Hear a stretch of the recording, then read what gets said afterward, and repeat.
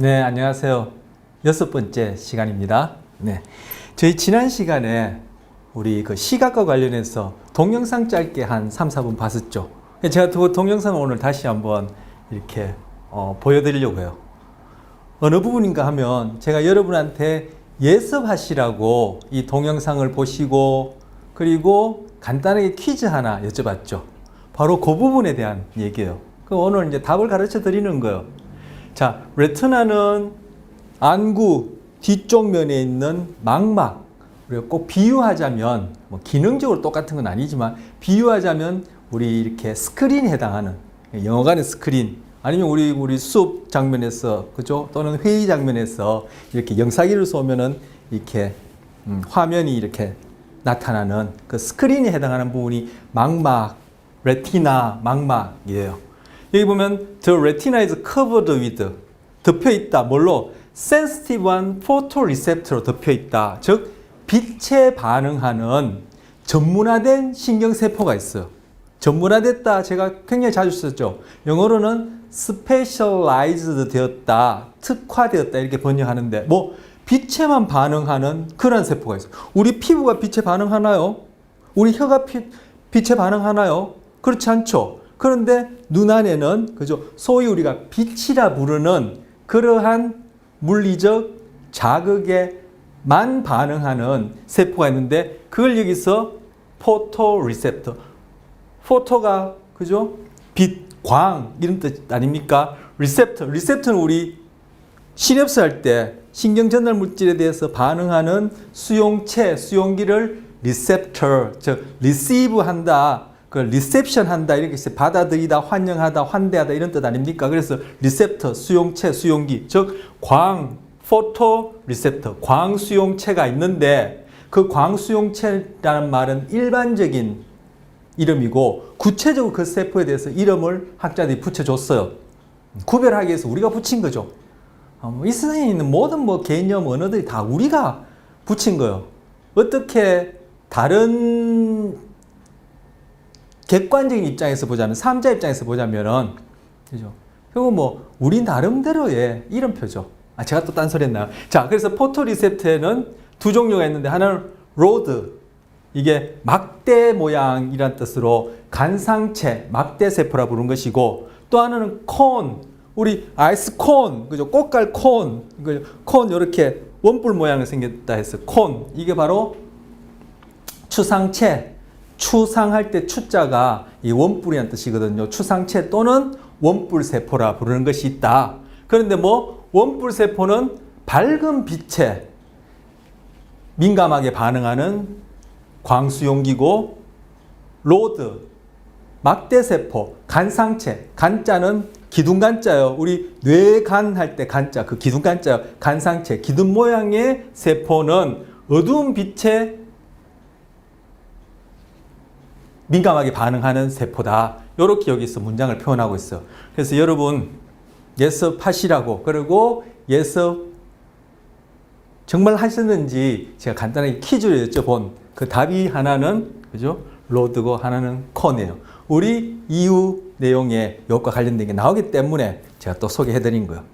그리고 또 이 동영상 관련해서 지난 시간에 말씀 못 드린 게 또 욕심나서 한 두 가지 또 말씀드리면, 눈은 특별하다 그랬죠. 특별한데 눈을 즉 안구를 움직이게 하는 부위가 200만 개나 된다는 거예요. 즉 결국 안구를 움직여야, 소위 눈알을 움직이게 하는 것들은 결국 근육이 움직이는 거예요. 요런 지금 말씀드린 이런 것들은 움직이는 것이 아니라, 운동이 아니라 자극을 받아들이는 쪽에 감각에 관련된 세포들일 테고, 이 안구, 눈알을 움직이게 하고, 그죠? 그리고 우리 카메라의 조리기에 해당하는, 그죠? 그런 근육들을 움직이게 하는 요런 것들이 바로가 아니라 한 200만 개로 이렇게 구분 지을 수 있다는 거예요. 굉장히 정교하게 움직임을 만들어낼 수 있다. 이런 의미죠. 이게 다른 신체 부위에 비해서 아주 특별한 거예요. 그리고 이 눈알을 움직이게 하는 이 근육은 신체 어느 부위의 근육보다도 더 빨리 수축을 한다는 거예요. 100분의 1초, 1초를 1000등분 하면은 밀리세크라 그러거든요. 밀리세컨드. 밀리란 뜻이 1000이란 뜻인데 밀리세컨드라는데 100분의 1초니까 안구를 움직이게 하는 이런 근육들의 수축 속도가 몸에 있는 다른 신체 부위에 있는 어떤 근육보다도 더 빠른데 그 수축 속도가 10msec, 10msec, 100분의 1초라는 그 시간, 즉 순식간에 그 정도 짧은 시간 동안 수축을 한다는 거예요. 그 두 가지가 이제 특별한 점이죠. 굉장히 수축 속도가 빠르다. 100분의 1초 만에 수축한다.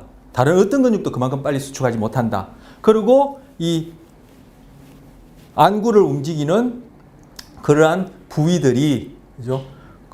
그걸 근육보다 더 세분화해서 파트라 이제 여기서는 소개하는데 그 부위들이 200개도 아니고 2000개도 아니고 2만 개도 아니고 200만 개가 된다. 그런 것들은 묶음해서는 또 이렇게 근육으로 이렇게 이름을 붙일 수 있겠죠. 그래서 우리 눈을 이렇게 움직이게 하는 근육들은 한 6종류가 있어. 근데 그걸 더 세분화해서 이걸 움직이는 그러한 세분화된 부위를 여기서는 파트, 부위라 얘기하는데 200만 개가 된다는 얘기예요. 그만큼 눈이 정교한 움직임을 한다는 거죠. 움직임이 그렇게 정교하다는 얘기하는 그만큼 정교한 감각을 받아들이고 처리하고 받아들일 수 있는 그러한 조건이 되어진다는 얘기예요. 그리고 움직임은 결국은, 감각은 결국은 움직임을 다 잘 조절하기 위해서 있는 것이다 라고 얘기할 수 있고, 그것과 관련해서는 이전 시간에 한번 말씀드린 적이 있는데 여러분 기억 안 나시겠지만 시각과 관련해서 이후에 얘기할 때 예전에 말씀드린 것하고 이후에 말씀드린 것을 같이 뭉뚱그려서 감각이라는 것은 결국 움직임을 정교하게 조절하기 위한 것이다. 이런 얘기 한번 정리를 할 거예요. 어쨌든 안구는 그만큼 정교한 움직임을 한다. 즉 정교한 감각을 처리할 수 있는 조건이 되어지고, 그리고 근육 수축 속도도 그만큼 다른 신체 부위보다는 빠르다. 이게 특별한 점이에요. 그리고 이 동영상 중에 또 내용 보시면 어떤 내용이 있냐면은 바로 망막 중앙에 소위 초점이 맞춰지는 그 부위에 맺혀지는 상들만, 달리 하면은 바깥 대상에 반사되어진 빛 중에 바로 망막 중앙에 있는 그 초점에 도달하는 고기에 해당하는 빛 자극만 우리는 의식할 수 있다는 거예요. 그 주변 거는 의식 못해요. 근데 우리는 주변에 대해서는, 그죠?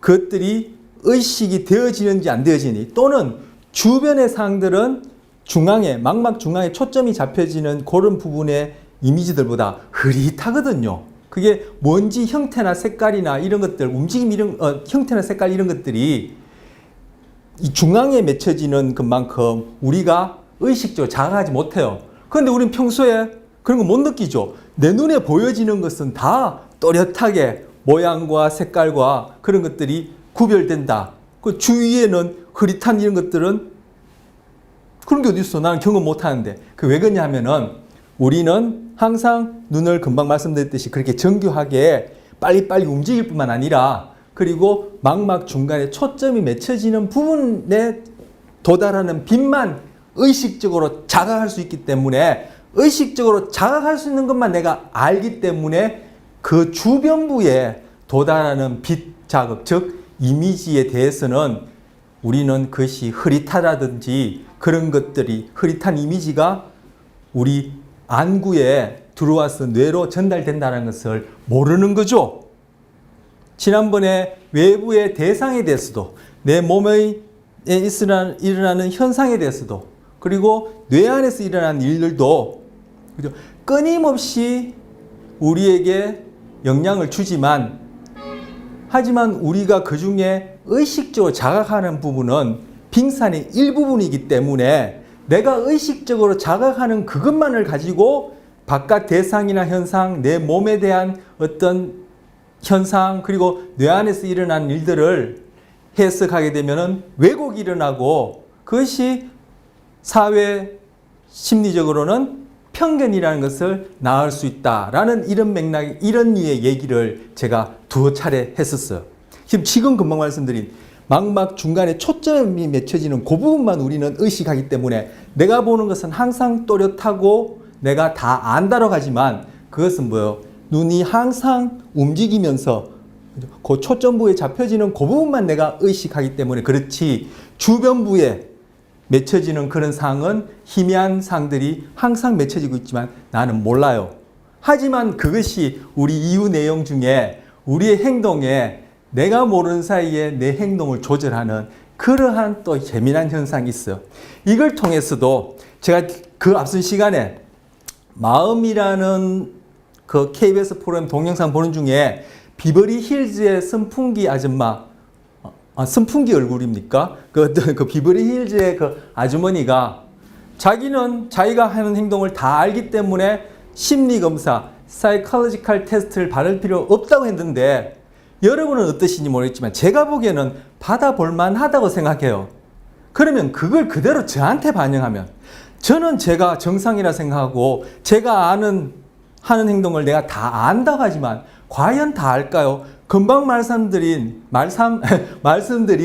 이 망막에서 일어나는 그러한 처리 과정 그리고 그것이 뇌를 통해서 우리가 의식되어지는 그러한 과정을 통해서도 볼 때 내가 안다라는 것은 빙산의 일부분처럼 극히 일부분이죠. 바로 극히 일부분 알고 있는 즉 내에게 주어진 생물학적으로 주어진 그런 감각이라는 어떤 제한된 범위 안에서 그 중에서도 의식적으로 자각할 수 있는 그런 좁은 범위 안에서의 알고 있는 것을 가지고 세상 일이든 내 자신에 대해서든 내가 의식적으로 안다라고 생각하고 얘기되어지는 그런 내용들이 실제와는 왜곡이 되어질 수 있고 그것이 너무 많이 왜곡되어서 대부분의 사람들과 너무나 차이 날 때는 이것이 비정상적이다 이렇게 얘기할 수 있다는 거예요. 그래서 지금 여기서 말씀드린 조금 전에 이 그림과는 관계없습니다. 좀 전에 망막 중간에 초점 잡혀지는 그 부분의 것만 우리가 의식하지 그 이후의 것들은 흐릿하다는 것조차도 모른다. 그래서 우리는 우리에게 주어진 생물학적 감각계 안에 갇혀 있다. 바로 그 조건 하에서 의식화되어지는 빙산의 일부분, 수면 위에 떠오른 그 일부분만으로 내가 모든 것들을 이 세상에 일어나는 모든 것들, 내 자신을 포함해서 타인들을, 그죠? 어떤 대상을, 현상을 판단하고 설명하는 것은 왜곡이 되어질 수 있다. 이런 원리가 바로 비버리 힐즈 아주머니까, 그죠?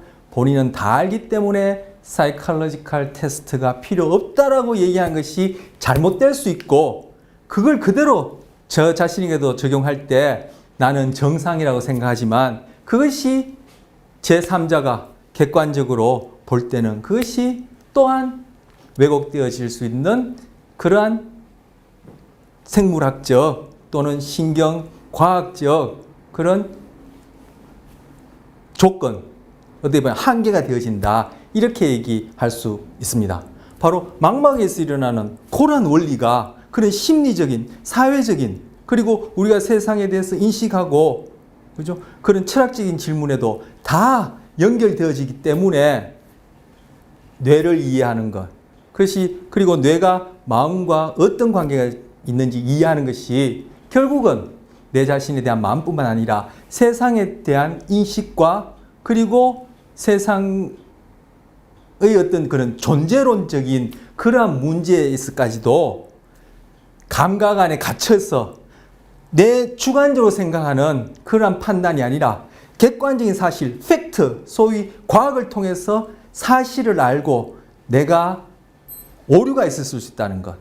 그런 것들을 확인하는 것이 또한 뇌과학 또는 뇌과학을 통한 마음 그리고 궁극적으로는 철학적인 문제를 통해서 우리 삶과 세상을 보는 눈을 좀 더 건강하게 만드는 그러한 측면의 과정에 있다. 그러한 측면에서도 이러한 공부가 의미가 있다. 이렇게 제가 확대해서 좀 과장했다. 사실 과장은 아니에요. 제가 좀 달리 편하니까 과장이라 얘기할 수 있지만 확대해서 그렇게 생각할 수 있습니다.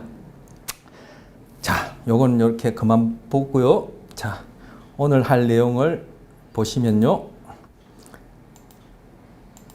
자, 지난 시간에 이거 봤죠. 그리고 다음 슬라이드 보시면요. 자, 전자기파입니다. 일렉트로마그네틱 웨이브. 일렉트로가 전기 이런 뜻이고, 매그네틱의 자성 이런 뜻이죠. 전기적 성질도 있고 자기적 성질도 있는 그런 웨이브 파예요. 즉 우리가 이름 붙이기로 네. 아까도 얘기했지만 뭐 제3자 입장에 보면은 다 우리 마음대로 붙인 거죠. 그게 세상에 대한 우리 인식이고, 그 인식이 결국 우리 감각의 한계를 벗어나지 못한다. 조금 전에 망망 얘기하면서도 얘기했고, 결국 그걸 벗어나서 객관적인 사실을 아는 것이 우리가 건강한 어떤 그런 마음, 또 건강한 어떤 삶에도 중요하다, 이런 얘기를 했었는데, 자, 어쨌든 다시 돌아왔어. 전자기파, 즉 에너지라고 얘기할 수 있는 전자기파, 이것이 바로 뭐요? 우리가 소위 빛이라고 얘기를 하는 거예요. 빛이라는 것도, 이것도 우리가 이름 붙인 언어 개념이죠. 개념.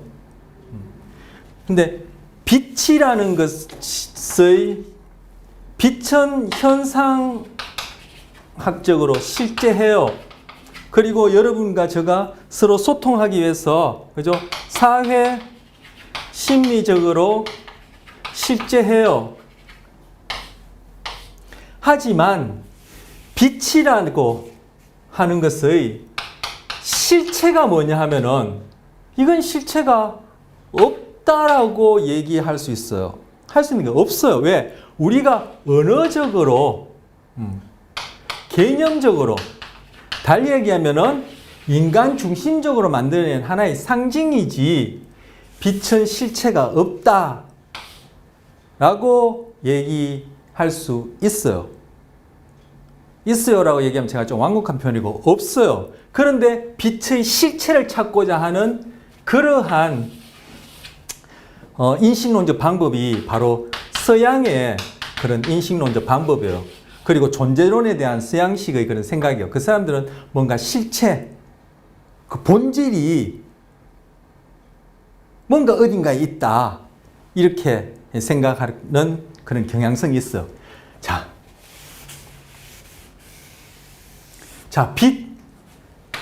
빛이란 것은 어디에도 없어요.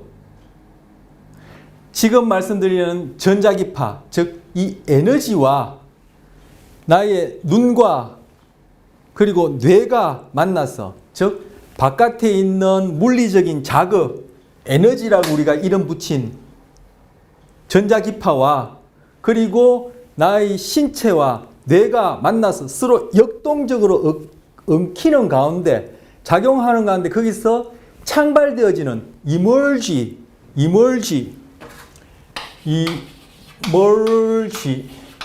이가 아웃이란 뜻이거든요. 멀지가 뭔가 솟아나다, 나타나다, 이런 뜻이죠. 밖으로 나타난, 이멀지된, 즉 창발된 바로 현상이 빛이다, 이렇게 얘기할 수 있는 거예요. 그래서 빛은 존재하는 게 아니죠. 그죠? 전자기파, 그리고 나의 눈, 뇌가 만나는 가운데 빛이라는 것이, 빛이라고 우리 이름 붙인 그러한 경험을 하게 되는 거죠. 우리가. 자, 그래서 이 전자기파를 보여주고 있는데, 여기서 보면 감마선부터 AC 회로까지 보여줘요.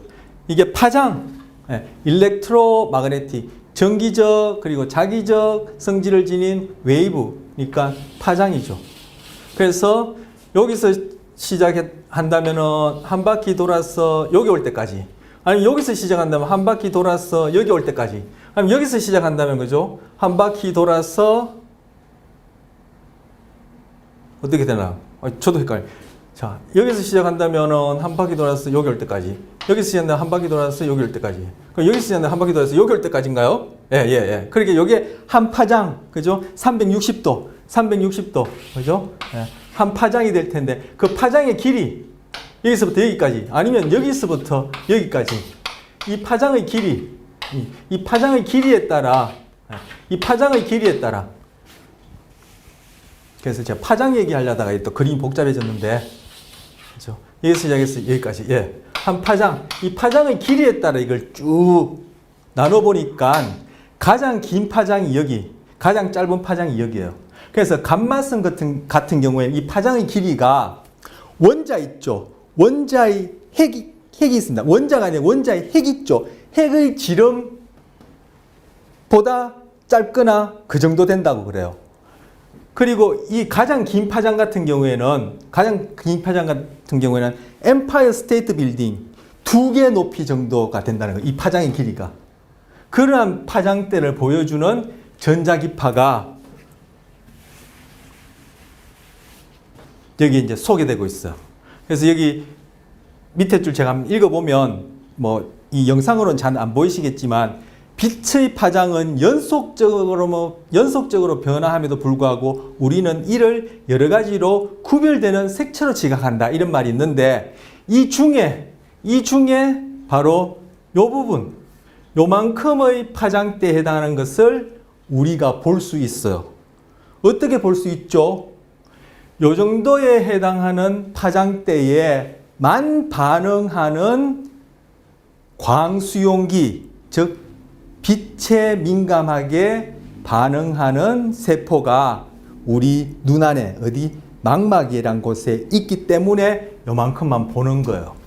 만약에 우리가 요 파장대 이외의 파장의 전자기파에도 반응하는 광수용기를 지니고 있다면 우리는 다른 파장대도 볼 수 있는 거죠. 그래서 요 정도의 파장대 요만큼 그죠? 네, 요만큼 요걸 확대한 거예요. 그 확대해서 이렇게 보여주면은 그래서 빨주노초 파란 보일이 됐는데 요 파장대를 가시광선이라 그래요.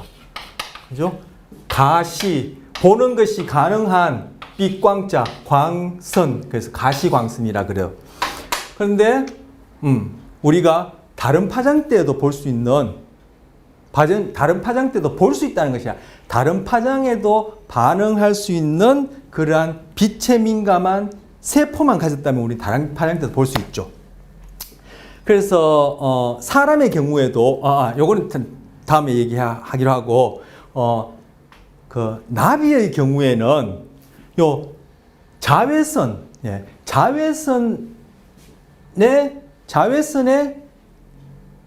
반응할 수 있는 그러한 광수용기를 지녔어요. 그래서 나비 같은 경우에 나비의 가시광선은 이렇게 표현한 건 제가 본 적이 없는데 나비가 소위 시각이라는 경험을 할 수 있는 그러한 그 파장대는 우리보다 더 넓어요. 이만큼이에요. 우리는 요만큼인데 그죠? 요거 확대하는 게 이만큼인데 걔는 자외선까지 합쳐서 이만큼 더 넓어요. 그러면 그 나비가 시각으로 경험하는 세상과 우리가 시각을 통해서 경험하는 세상은 완전히 다르겠죠. 그런데 우리가 경험하는 세상을 가지고 나비에게도 다른 동물에게도 다 적용한다면은 그건 바로 뭐예요? 우리가 감각에 갇혀 있는 그걸 통해서 인식되어지는 것이 모든 것이다 라고 생각하고 그게 실제라 생각한다면 그것이 왜곡을 낳고 편견을 낳고 그죠? 또 다른 어떤 부작용을 낳을 수 있다. 그래서 우리는 팩트, 과학적인 사실에 주목해야 될 필요가 있다. 이런 얘기를 앞서 했던 거예요. 그리고 조금 있다가 아니라 이후에 또 한번 얘기되어지겠습니다만 새우 있죠. 새우 같은 경우에는 이 전자기파에 민감하게 반응하는 즉 소위 빛이라고 우리가 이름 붙인 빛자극에 민감하게 반응하는 광수용기 종류가 엄청이 아니라 우리보다 한 4배 정도 많아요. 우리 이후에 보겠지만 광수용기 종류가 한 4개 정도 되거든요. 그런데 그 녀석들, 이 새우 같은 경우에는 12개 돼요. 4배가 아니군요. 3배가 되나요? 어쨌든 새우 같은 경우에는 광수용기 종류가 12가지나 돼요.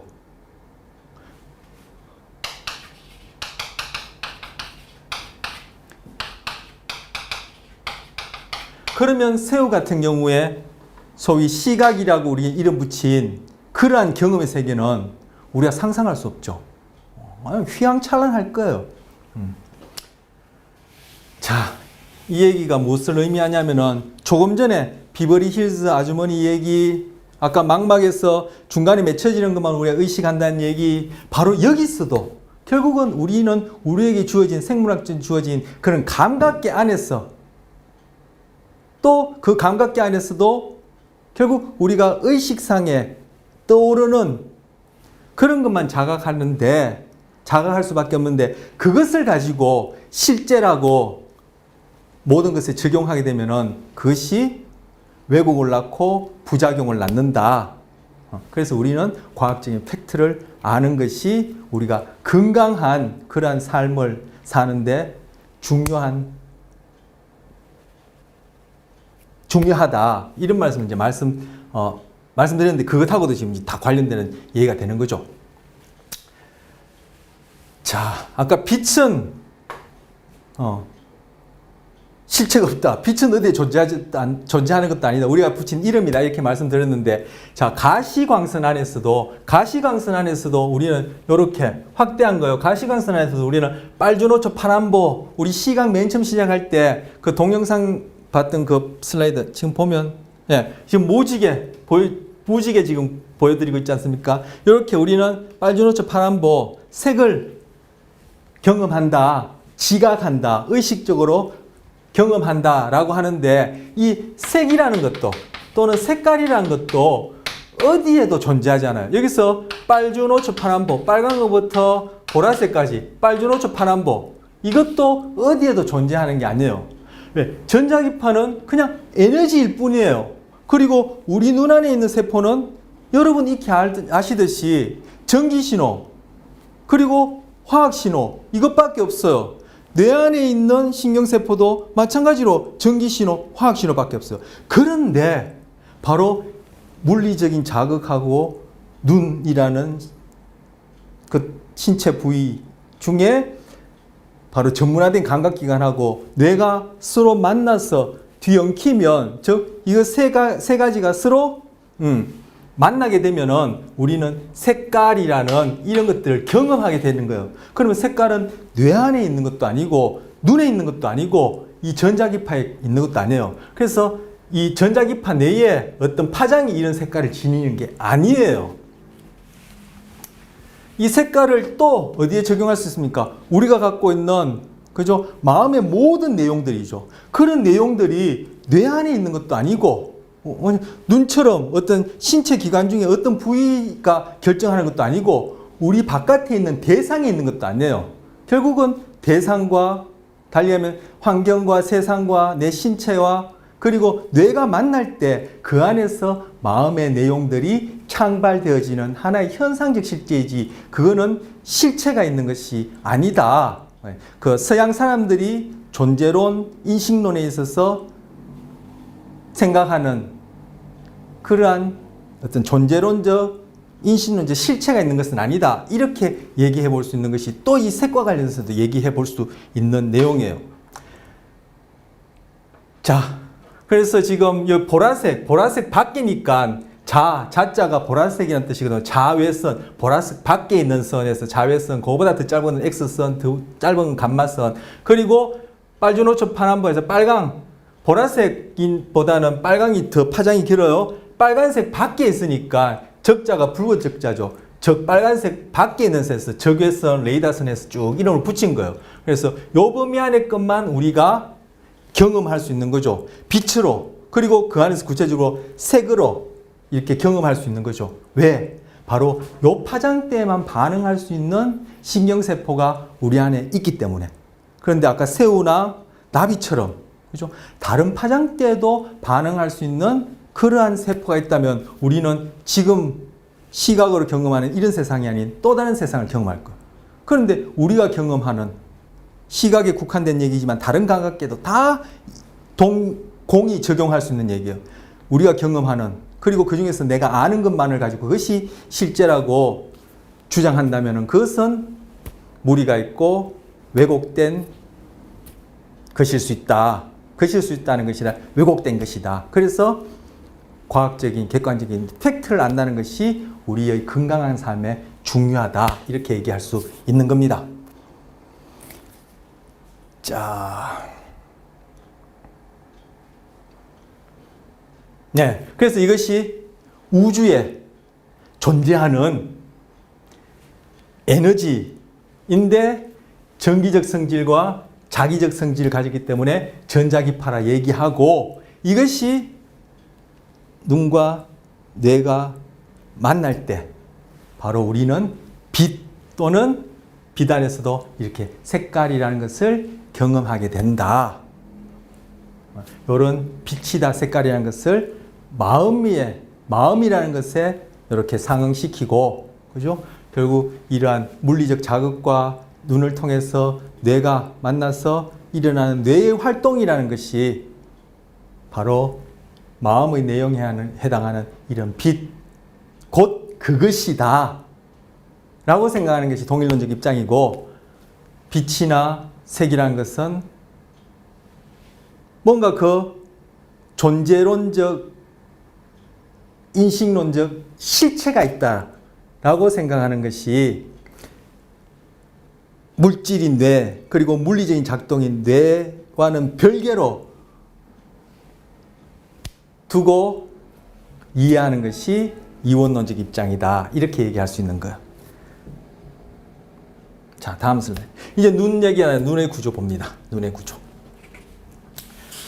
자, 여기 이제 펜을 이렇게 보고 있다. 지금 펜을 보고 있다니까 또 다른 얘기를 하고 싶은데, 실제 있었던 사례라고 제가 읽었습니다.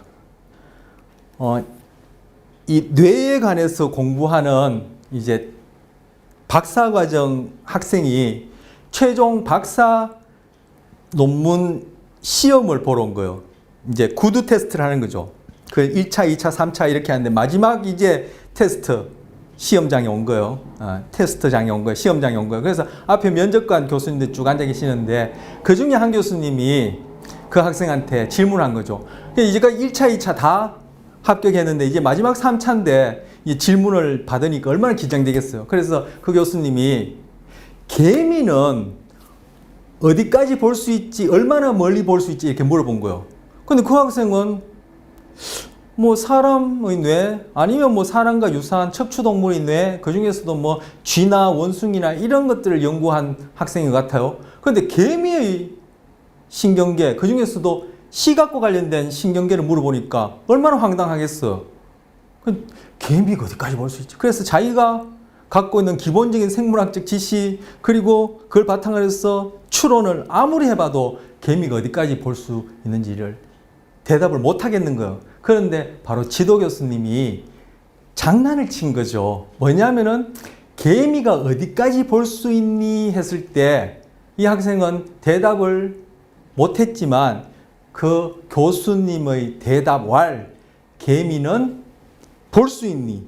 개미는 태양까지도 볼 수 있다고 그런 거야. 개미가 태양까지 보는지 여러분 모르셨죠? 자, 그게 무슨 얘기냐면 그럼 여러분은 어디까지 볼 수 있습니까? 한 100m?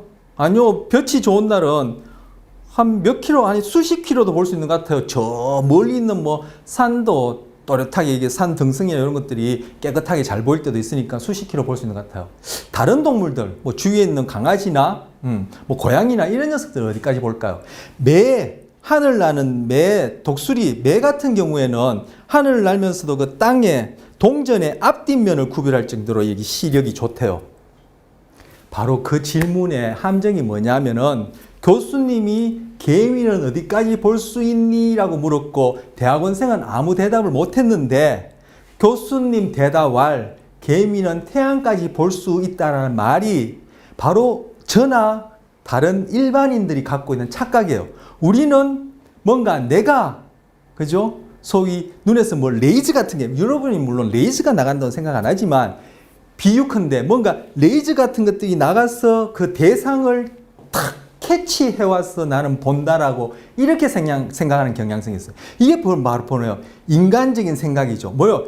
소위 자유의지라든지 나의 주도적인 내가 주체다, 경험의 주체다, 이러한 생각 경향성이 우리 있기 때문에요. 왜? 바로 빙산 위에 떠올라서 우리가 자각할 수 있는 그런 작은 부의 의식이라는 것은 항상 내가 무엇을 행동하고 내가 경험의 주체다고 생각하는 그런 경향성이 있는 착각을 낳는 그러한 특성이 있어요. 그것도 결국은 자기 자신이나 그리고 외부 대상에 대해서 그렇게 왜곡과 갈등과 그런 오류를 낳는 그러한 근본적인 이유에 해당하는데, 우리는 보는 것도 그렇고 행동하는 것도 그렇고 어떤 경험이든 내가 주체가 되어서 내가 자유의지로 내가 선택한다라고 생각하지만, 물론 거기에서도 다분히 뇌과학자나 철학자들이 끊임없는 논의를 해왔고 지금도 논의해 볼 수 있지만, 제가 좀 심플하게 그냥 흑백으로 얘기를 하자면은 우리는 주체가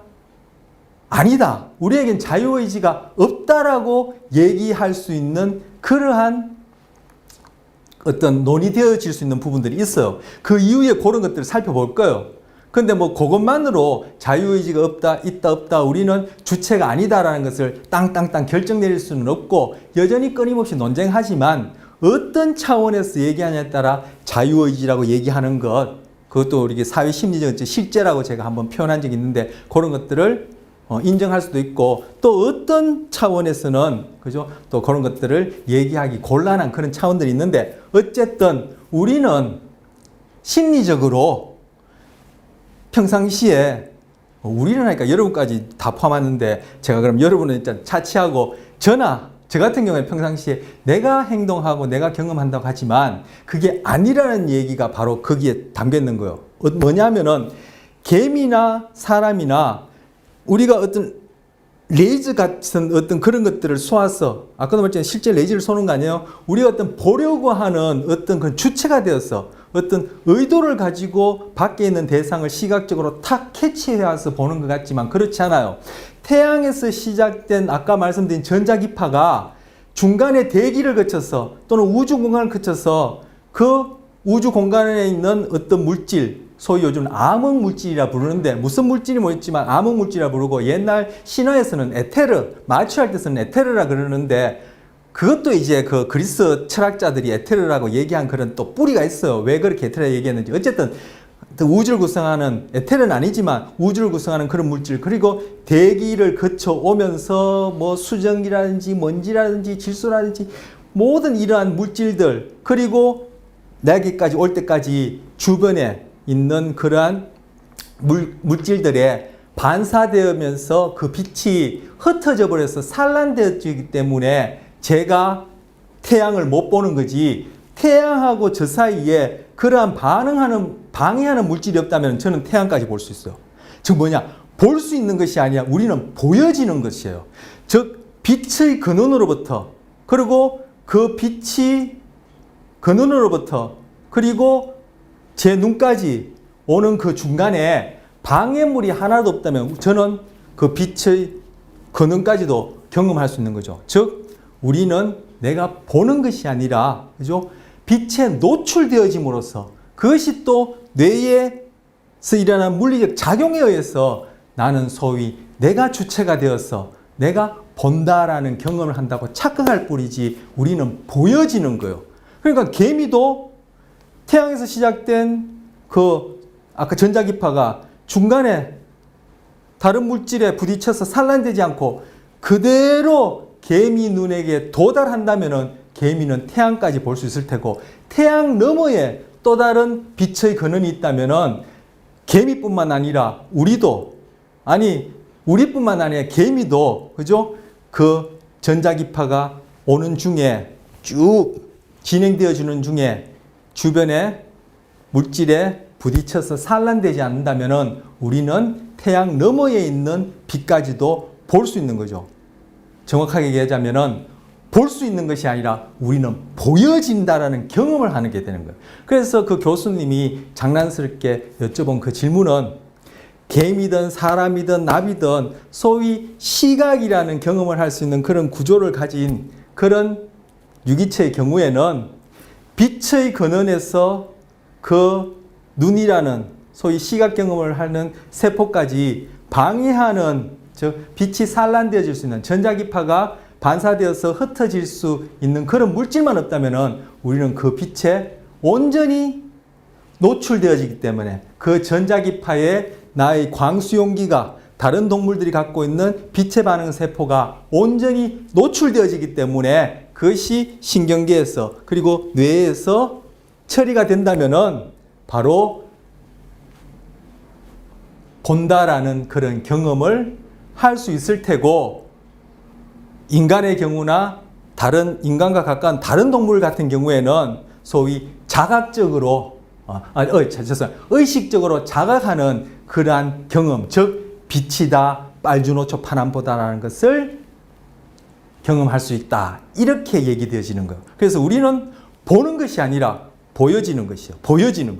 그래서 여기서 펜도 우리가 그것을 대상을 잡아와서 보는 것이 아니라 금방 말씀드린 그런 전자기파가 지금 여기 실내니까 형광등으로부터 나오는 그죠? 전자기파가 바로 이 펜에 그죠?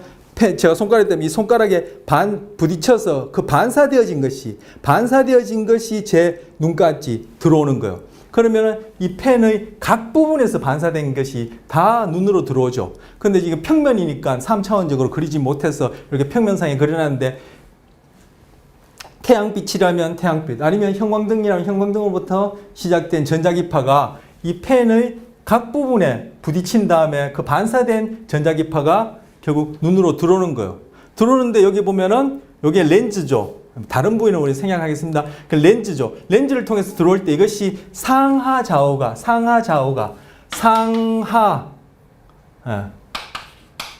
위아래 그리고 좌우 왼쪽 오른쪽이 다 역전되어서 뒤집혀서 들어와요. 이 경우에는 지금 평면이니까 상하만 그림으로 표현되어 있지 좌우는 여기서 그림 표현을 하지 못해서 그렇지, 우리가 지금 보고 있는 것들은 그죠? 보고 있는 대상들은 다 전자기파가 그 대상에 부딪힌 다음에 우리 눈으로 들어올 때 이 렌즈를 통해서 들어올 때 다 상하, 아래, 위, 좌우가 다 뒤집혀서 어디?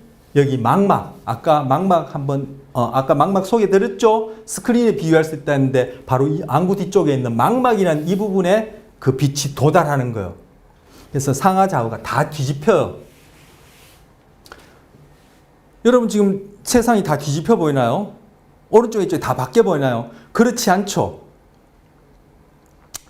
안경 중에 상하 좌우를 뒤집혀서 볼 수 있게 보이게끔 하는 역전시켜서 보는 역전 글래스가 있어요. 역전. 서울역전이 아니라 상하 좌우를 다 뒤집혀서 돌려놨다 해서 역전시키는 그런 글래스 안경인데, 그걸 끼고 있으면은 상하 좌우가 다 뒤집혀가지고 막 어지럽고 구토가 나기도 해요. 이게 다른 사람이 악수하자고 손을 내밀면 우리는 악수하자면 이렇게 내밀죠. 그 사람이 내밀면 나는 그 사람 손을 잡겠다고 내미는데 이것이 아래 위가 다 바꾸고 오른쪽 왼쪽이 다 바뀌어서 엉뚱한데 이렇게 악수를 하게 돼요. 근데 그걸 끼고 한 반나절 정도 생활하게 되면은 적응이 되어서 상하 좌우가 뒤집히지 않고 지금 안경 끼기 전처럼 그렇게 경험이 돼요. 그러다 또 벗어버리면은 또 잠시 한동안 상하 좌우가 뒤집혀서 그죠? 막 이렇게 속이 미식미식하고 그죠? 어지럽고 구토가 나는 이런 경험을 하는데, 또 그게 적응하면은 또 상하 좌우가 뒤집히지 않고 올바른 것처럼 그렇게 경험해요. 자, 안경 꼈을 때가 올바르게 경험하는 겁니까? 안경을 벗었을 때가 올바르게 경험합니까? 어느 쪽도 상하 좌우가 올바르게 위치하고 올바르게 경험한다는 건 없어요. 단지 대상과 눈과 뇌가 서로 뒤엉켜서 만들어낸 현상일 뿐인 거예요. 그리고 그것이 가능한 것이 가소성 얘기했죠. 신경계의 구조와 활동 양상은 이 순간에도 끊임없이 변하기 때문에 그러한 안경을 끼고 한 반나절만 있으면 적응이 되어서 안경을 착용하기 전의 세상과는 상하좌우가 뒤집힌 세상이 안경을 착용하기 전 세상처럼 그렇게 정상적으로 여겨져요. 그러다 또 벗어버리면 또 상하좌우가 뒤집힌 것 같지만 다시 적응하게 되면 또 그것이 정상적으로 여겨지고, 결국은 뭡니까? 우리 감각계 그리고 뇌가 만드는 그런 방식은 그죠? 이 세상과 어우러져서 우리 나름대로 적응된 어떤 결과, 생존에 유리한 경험을 만들어내는 것이지 그 자체가 실제 현상, 실제다. 무엇이 옳고 무엇이 거꾸로고 이런 것들이 어디에도 없다라는 것을 또 볼 수 있는 얘기요. 자, 상하 좌우 역전 이어가지고 앞에 얘기한 색이라든지 망막 중심에 잡힌 것만 의식한다든지 비버리 힐즈의 아주머니가 얘기했던 그런 내용이 다 연결되는 기본 원리예요. 바로 이런 눈 수준에서 망막 수준에서 일어나는 신경세포의 그런 정보 처리가 뇌에서도 일어난 정보 처리 그리고 우리의 심리적인 그런 작동의 기본 원리하고 다 짝지어지기 때문에 이런 정보들이 중요한 거예요. 그리고 이것을 할 때 내 생각의 가치보다는 팩트를 아는 것이 우리가 건강한 삶을 산다는 것에 중요하다는 그런 의미하고도 통하기 때문에 제가 오늘 한 4-5번 반복하는 것 같아요. 자, 그래서 상하 좌우가 다 역전돼서 들어와요. 근데 이게 평면이기 때문에 좌우는 역전돼서 지금 못 그렸어요. 그래서 들어오는데 그럼 우리가 뭘 본다면은 이 그림에서처럼 이 망막의 이 펜이 이렇게 빛이 나요. 지금 영상기를 통해서 이 칠판에 이렇게 비춘 것처럼 이런 그림이 우리 눈 안에 그림이 탁 비춰져서 그 그림이 그냥 쭉쭉쭉쭉 뇌로 들어가서 뇌에서 해석되어서 우리는 뭘 본다는 경험하나요? 전혀 그렇지 않죠. 여러분이 이미 배웠듯이 신경계에서 일어나는 일은 뭐요? 전기신호, 화학신호 그 위에는 아무것도 없어요. 결국은 여기에서 우리가 이해할 수 있도록 이미지화하기 위해서 펜을 그려놓고 그것이 상하 좌우 역전된 펜을 여기다 그려놨을 뿐이지 이 망막에서 일어난 일은 바로 형광등으로부터 출발된 전자기파가 펜의 각 지점에 부딪혀서 반사된 것이 상하 좌우 역전되어서 망막에 있는 그 조밀한 각각의 세포, 무슨 세포? 빛에 민감하게 반응하는 광수용기랑 만나서 광수용기에서 일어나는 어떤 현상? 전기적 현상, 화학적 현상이 결국 신경세포의 축삭을 따라 뇌로 전달되어지고 또 다음 세포의 시냅스하면서 또 전달되어지고 해서 계속 처리되어진 것이 우리는 무엇을 본다, 펜을 본다라고 하는 것이 펜이 사진처럼 우리 꼭 카메라의 사진처럼 그 필름에 그 어떤 상이 맺혀가지고 뇌로 들어가서 우리가 본다는 것을 경험하는 게 아니란 얘기예요. 근데 여기서는 그것을 표현할 수 있기 때문에 이렇게 펜을 그려놓은 거예요. 어쨌든 상하 좌우가 역전되어서 전자기파가 망막에 있는 세포들을 자극하게 되는 거예요. 자, 그래서 이 그림에서 중요한 것은 자, 상하 좌우가 역전된다는 것하고 그리고 이 부위, 이 부위가 망막이라고 부른다. 망막이라는 단어는 이미 좀 익숙해졌으려 생각하는데 이걸 레티나라고요. R-E-T-I-N-E. 뭐 영어 또 알아두시면 좋겠죠. 자, 그럼 망막이라 부른다. 예. 그럼 망막을 다른 것들은 여러분 그죠? 제가 또 필요 없는 건 다 이렇게 지우고 이렇게 하기 번거로워서 그냥 이렇게 올려놨는데 다른 것들은 여러분이 그냥 한번 확인만 하시고 이렇게 무시하셔도 우리 수업엔 큰 무리가 없겠습니다. 자, 물론 알아두시면 좋아요. 제가 자꾸 욕심이 나서 알아두시면 좋다고 하는데 처음 접하는 분한테는 부담이 되겠습니다만 자, 그래서 다음 슬라이드 보시면 자, 다음도 여전히 눈의 구조예요. 타이틀이 안 바뀌었죠. 그대로 눈의 구조인데 망막 중에 일부분을 확대한 거예요. 자, 망막 중에 그래서 지금 이 부분이 지금 다 망막이에요. 이 부분이 이 망막의 두께가 크레딧 카드, 신용카드 정도 두께가 된다고 그래요.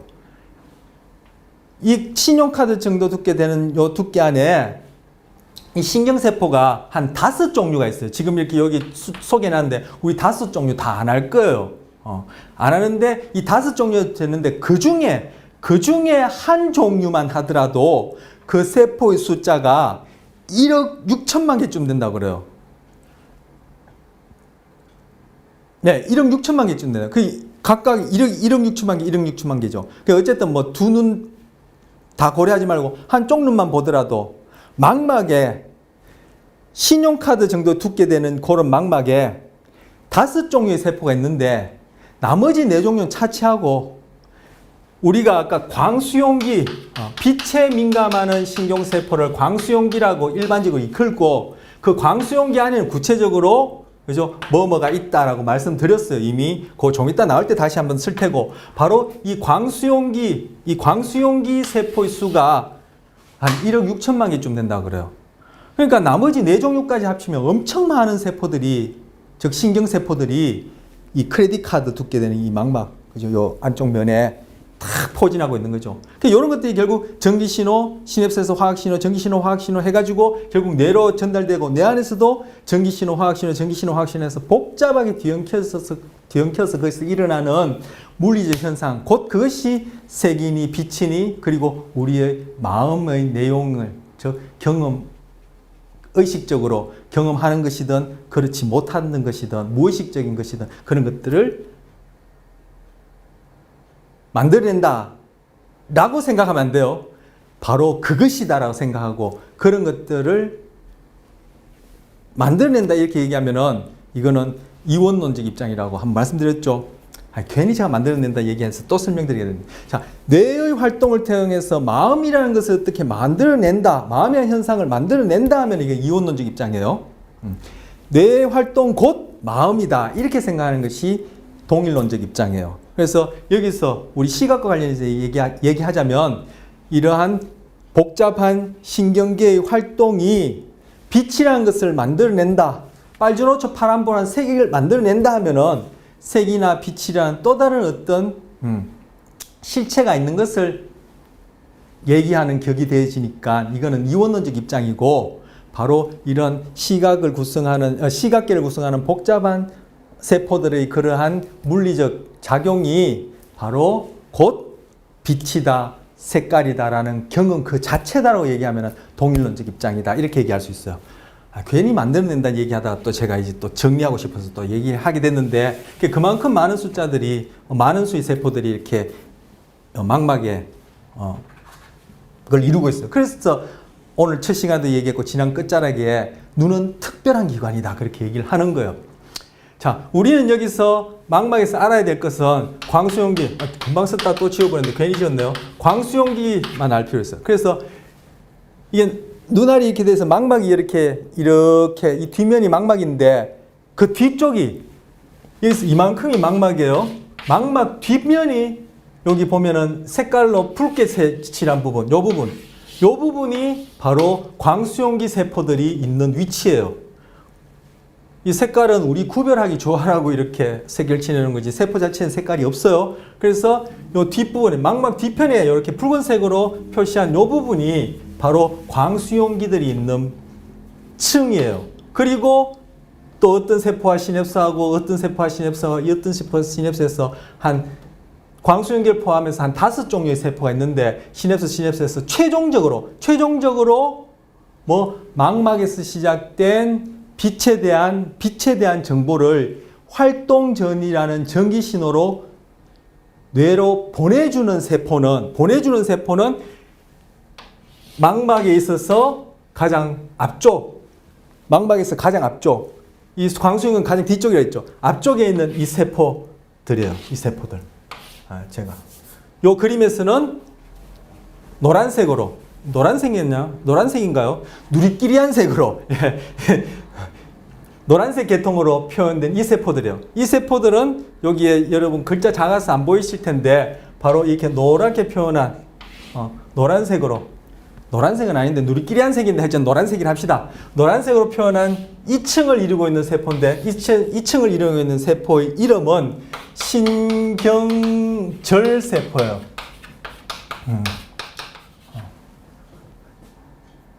이 신경절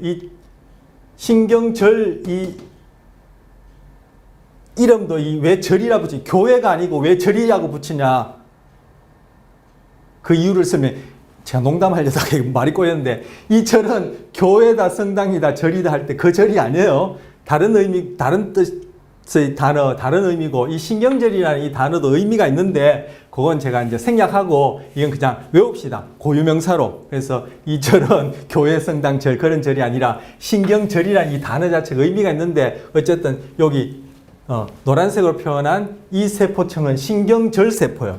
신경절세포. 신경절세포. 여러분, 요 자료 갖고 있으신 분은 여기 써놨을 거예요. 신경절세포. 그리고 붉게 표현한 요 부분은, 그죠? 광수용기. 여기서는 그냥 수용기라 했는데, 빛에 대해서 반응하는, 빛이라고 우리가 이름 부르는 그러한 자극을 받아들인 세포니까 광수용기 이렇게 하시면 돼요. 그냥 수용기, 광수용기 다 좋습니다. 광수용기로 하세요. 광수용기가 더 정확하고,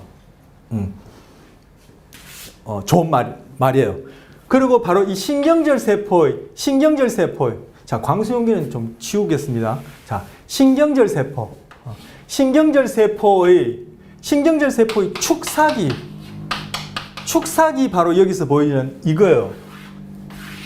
여러분, 지금 동영상으로 보시는 분들은 이게 그냥, 줄무늬로 안 보이실 거예요. 그냥 눈길이한 색으로 그냥 다 이렇게 색칠되었을 텐데, 여러분이 자료를 갖고 계신 분들은 보시면 이게 지금 다 줄무늬로 이렇게 돼 있어요. 이게 뭐냐면은 신경절세포의 축삭을 지금 그려놓은 거예요. 그래서 여기 보이시는 요것들이 세포체고, 그리고 여기 이렇게 된 것이 신경절세포의 가지돌기고, 그것이 광수용기로부터, 그 다음 세포로부터 다른, 그죠? 종류의 세포들을 거쳐서 시냅스한 정보가 바로 신경절세포의 가지돌기를 통해서 입력되면 이 신경절세포의 축삭을 통해서 지금 이렇게 활동전이가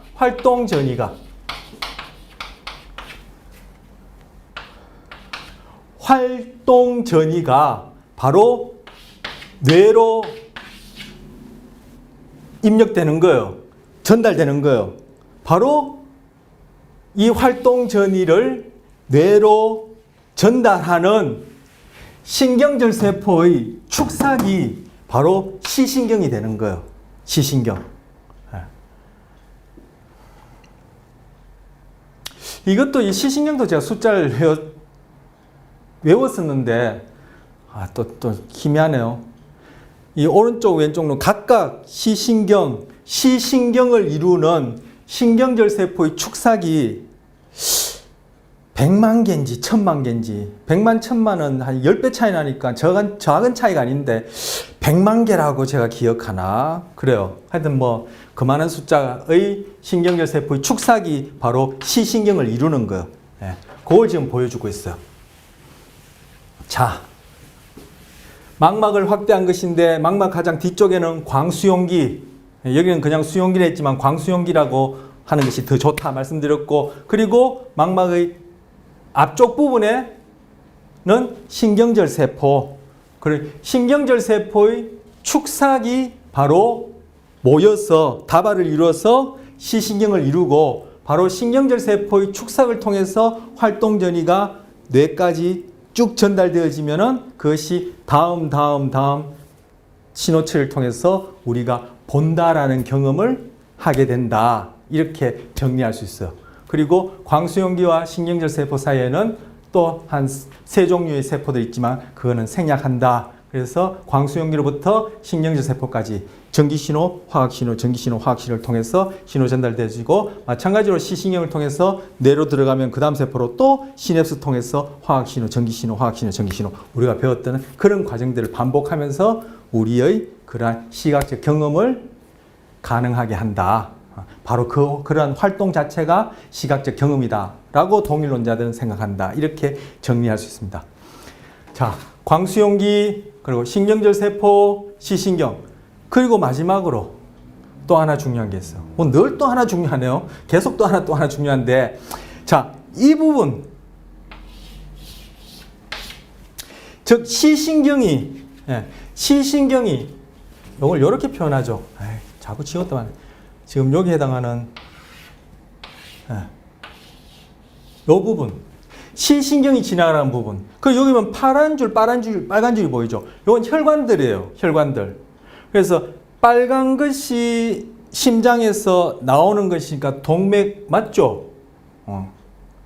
그리고 파란 것이 심장으로 들어가는 피니까 정맥. 정맥은 이제 탁한 피다. 상대적으로 동맥에 비해서 깨끗하지 않다 해서 파란색으로 표현하는 걸 알아요. 맞습니까? 맞죠? 예. 그래서 심장에서 나오는 깨끗한 피, 정맥, 그리고 심장으로 들어가는 상대적으로 더러운 피. 아이고, 또 헷갈렸네, 참.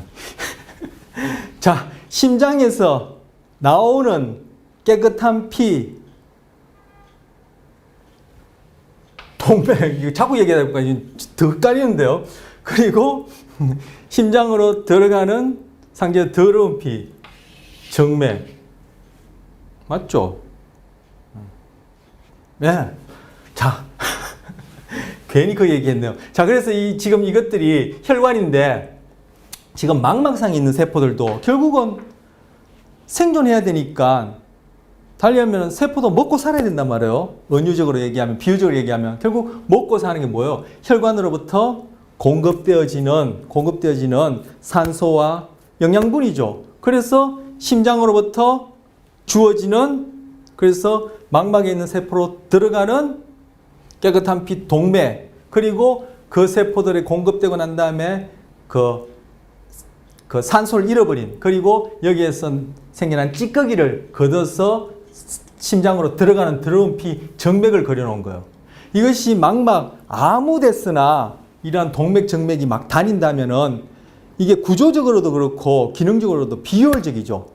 그래서 이 망막상에는 동맥, 정맥에서 시작한 이런 것들이 모세혈관처럼 아주 잔가지를 쫙 나뭇가지처럼 펼쳐가지고 망막에 있는 모든 세포들의 대부분의 세포들이 이렇게 쭉 이렇게 다 뻗쳐 있어요. 뻗쳐 있는데 그걸 통해서 이제 그 세포들에다 이제 그 영양분과 산소를 공급하는 거죠. 그래서 이 망막에 있는 이 모세혈관들이 워낙 가늘고 그죠, 촘촘하고 이게 조밀하니까 그 당뇨나 고혈압 같은 경우에는 이 혈액순환이 원활하게 안 된단 말이에요. 그래서 당뇨나 고혈압 같은 경우에 쉽게 망가지는 부위 중에 하나가 이 망막이에요. 망막, 그리고 신장도 오줌을 걸러내는 부위인데 이 부분에도 아주 모세혈관들이 아주 조밀하고 그렇게 이렇게 가늘게 많이 뻗쳐 있거든요. 오줌을 배설물을 걸러내기 위해서. 그래서 신장, 그리고 뇌 안에도 혈관들이 아주 모세혈관들이 여기저기 가늘게 뻗쳐 있는데 이런 부분들이 고혈압이나 당뇨 이런 것들에서 쉽게 막히거나 터져버리거나 망가지기 쉬워요. 그래서 이제 망막이 이제 손상되는 경우가 많고 노화가 일어나면서 망막에 이제 그런 문제가 생기는 경우가 많은데 바로 그런 혈관들이 결국은 다 모세혈관으로부터 에너지를 공급하고 모세혈관을 통해서 다시 찌꺼기를 받아들인 그런 혈관들이 최종적으로 눈을 빠져나가는 부위가 어디 시신경이 빠져나가는 이 부위를 같이 공유하고 있는 거예요. 이게 따로따로라면은 구조적 기능적으로 이게 비효율적이기 때문에 이렇게 공유하게끔 이렇게 만들어져 있어요. 있는데 자, 시신경과 망막으로 들어가는 혈관, 망막에서 빠져나오는 혈관이 이 지나가는 부위에는 뭐가 없어요. 뭐가 없어요.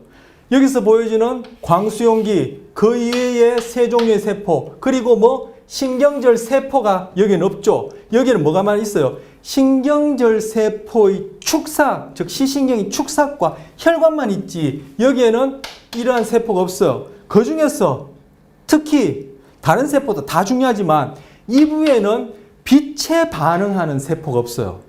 빛에 반응하는 세포가 없으면은 아무리 이 부위에 이 바깥 세상에 있는 이 대상에 반사된 전자기파가 이 부위에 도달한다 하더라도 여기에는 아무런 전자기파에 대한 신호가 일어날 수 없겠죠. 왜? 소위 빛이라는 거 부르는 것에 반응할 수 있는 세포가 없기 때문에. 그래서 이 부위를 바로 맹점이라 합니다. 그래서 망막에서 신경절 세포의 축삭이 지나가는 시신경 부위, 그리고 그 부위에는 혈관이 들락날락 하는데 그 부위에는 빛에 반응하는 세포, 광수용기가 없기 때문에 이 부위는 맹점이라 그래요. 그래서 이 부위에 떨어지는 도달하는 전자기파에 대해서는 우리는 경험을 못해요. 그래서 맹점이라 그래요. 즉, 이 부위에 떨어지는 빛자극에 대해서 우리는 본다라는 경험을 할 수가 없는 거죠. 자, 여기서는 맹점 마지막으로 중요한 내용입니다. 자, 다음 슬라이드는 시각 경로예요. 자, 이제까지 얘기했던 것 포함해서 지금 여기 보시면 망막. 요건 뭐냐면 뇌를 아래쪽에서 보여주는 거예요. 뇌를 아래쪽에서 보여주는 거예요. 그래서 요거는 이마 쪽, 요거는 뒤통수 쪽이에요. 그러면은 요 이마 쪽은 뭐요? 전두엽.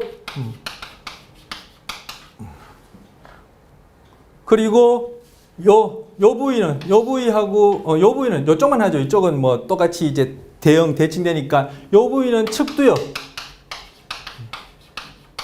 이 그림은 밑에서 보여주니까 그죠? 두정엽은 안 보여요. 그리고 이 부위는 뭐예요? 이 부위는 바로 후두엽. 그죠? 전두엽, 두정엽, 측두엽, 후두엽. 그죠? 후두엽이요. 그래서 전두엽의 기능도 제가 대충 말씀드렸고 측두엽의 기능도 대충 말씀드렸는데 우리 앞선 시간에 후두엽과 관련된 기능 뭐 있었죠? 시각이 있었죠. 그래서 여기서 보면은 망막, 자, 이 망막에서 출발된 신호가 또는 여기서는 망막에서 출발된 신경세포의 축사기, 구체적으로 무슨 신경세포의 축사기죠? 신경절세포의 축사기, 바로 시신경을 이룬다 했는데 그것이 쭉 들어가요. 들어가서는 어디? 여기 보시면 이렇게 점선으로 이렇게 표현한 동그라미가 있는데 이것이 시상이에요.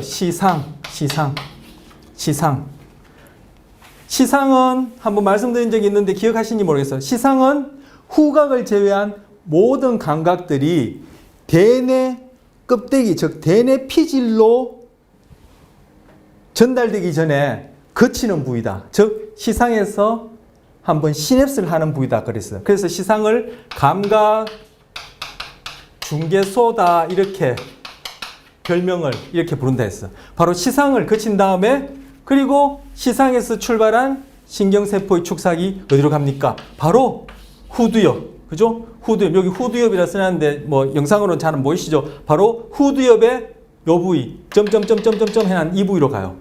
그런데 여기에 보면 요 점점점점 한 부위를 요 글자를 뭐라 써놨냐면은 1차 시각피질이라 써놨어요.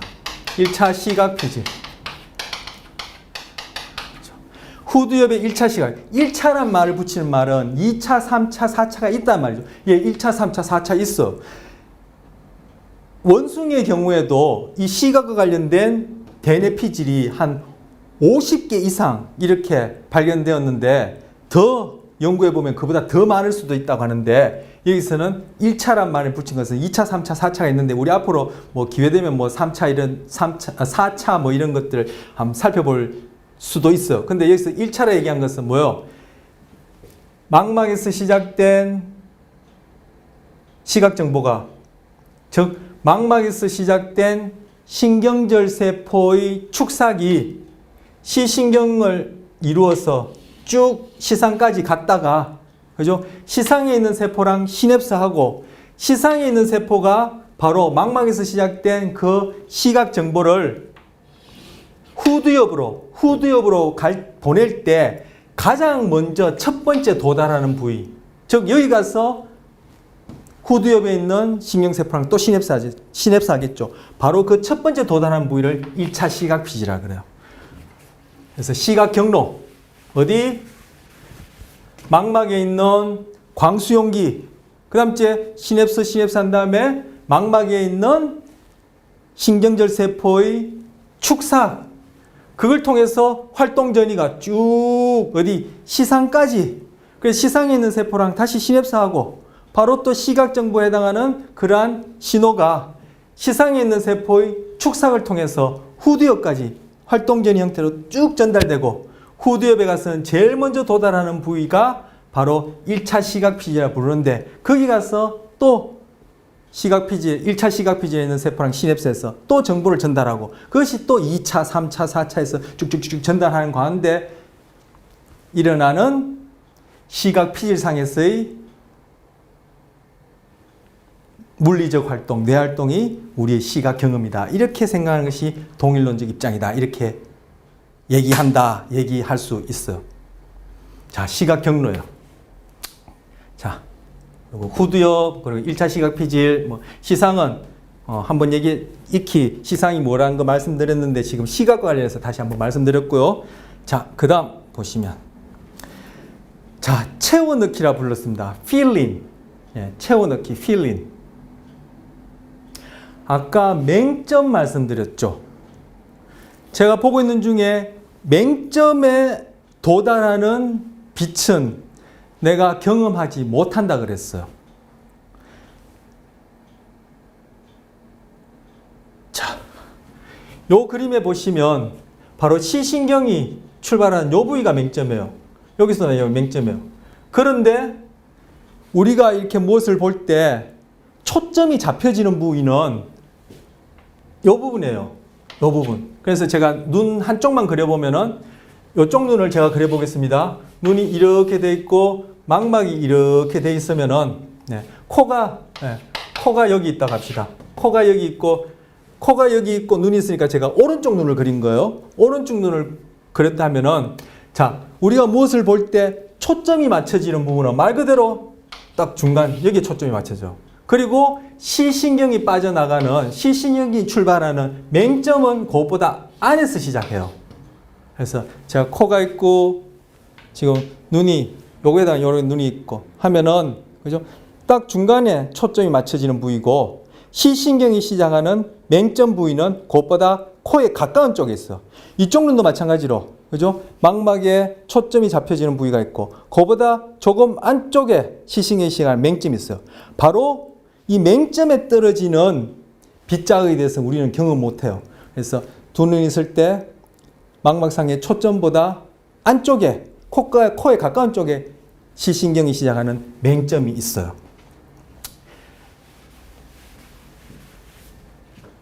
자, 그렇다면 맹점에 떨어지는 빛은 우리는 경험하지 못한다 그랬어.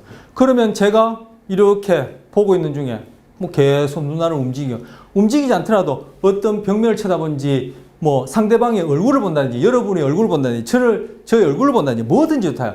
소위 본다라는 경험을 할 때 분명히 그 보여지는 화면 중에 맹점에 도달하는 부위가 있겠죠.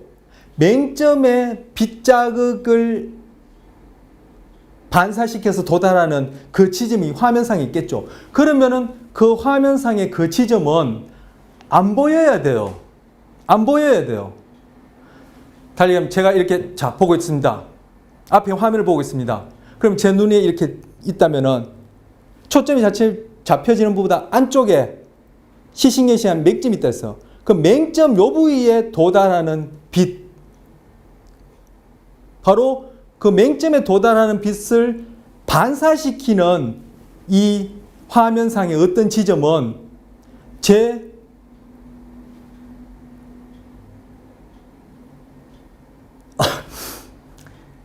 지점은 제가 볼 수 없어야 되죠. 맹점이니까. 그런데 여러분 보고 있는 중에 보고 있는 화면상에 안 보이는 부분이 있나요?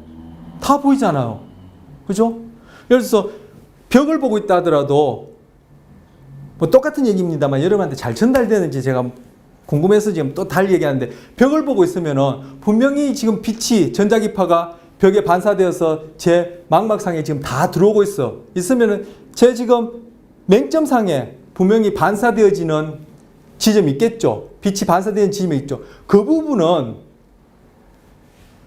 맹점에는 광수용이 없기 때문에 그 부분에 대해서는 제가 본다라는 어떤 그런 경험을 할 수가 없어야 돼요. 달리하면 뭔가 뻥 비어 있어야 된단 말이에요. 그런데 그렇지 않죠. 바로 그걸 얘기를 하는 거예요. 왜 그런 현상이 일어나는지 그걸 채워넣기라 그래요. 시간도 많이 지났고 이제 마쳐야 되는데 제가 요 전달이 됐는지 저 혼자 답답했어. 자, 채워넣기란 현상은 우리의 맹점이 있다. 맹점에는 광수용기가 없다. 그러면 내가 보고 있는 이 장면 중에 맹점에 도달하는 빛을 반사시키는 부분이 분명히 있다. 그럼 그 부분은 우리가 볼 수 없어야 된다. 그런데 다 보이잖아요. 뭔가 우리 보고 있는 장면 속에 구멍이 뻥 뚫린 것처럼 맹점에 해당하는 그 부위에 상응하는 어떤 그런 부위가 뻥 비었는 것처럼 보이나요? 그렇지 않고 그 부분이 다 정상적으로 보이는 현상을 채워 넣기라요. 그래서 다음 시간에 이 그림을 가지고 여러분이 맹점이 있는지 없는지도 한번 확인해 보고, 그죠? 그리고 바로 채워 넣기 현상이 무엇인지 실제 한번 해보고, 이 채워 넣기 현상이 또 우리의 뇌 활동, 그리고 그것이 우리의 마음이라는 어떤 그런 내용을 경험하는데 중요한 어떠한 시사점을 주는지를 살펴볼 거예요. 이것 앞서 얘기한 비버리 힐즈 아줌마 얘기라든지, 그죠? 우리의 감각계에 갇혀 있는 제한된 범위 안에서의 경험만으로